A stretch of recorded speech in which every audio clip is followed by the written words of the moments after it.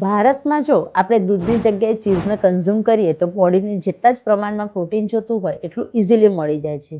પણ ક્વેશ્ચન તો એક છે કે કયું ચીઝ બેસ્ટ છે. પહેલા આ સમજો, ચીઝ એક સુપર પ્રોટીન સોર્સ છે. ઘણા લોકોને ખબર જ નથી હોતી કે એની અંદરમાં કેસીન નામનું પ્રોટીન રહેલું હોય છે.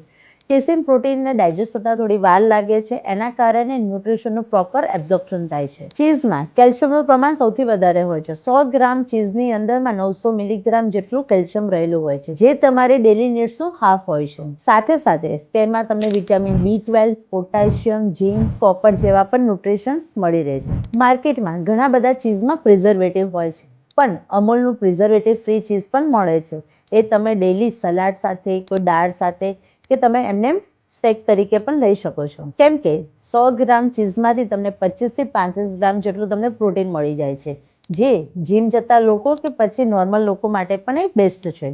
એટલે જ ચીઝ એ સૌથી બેસ્ટ છે.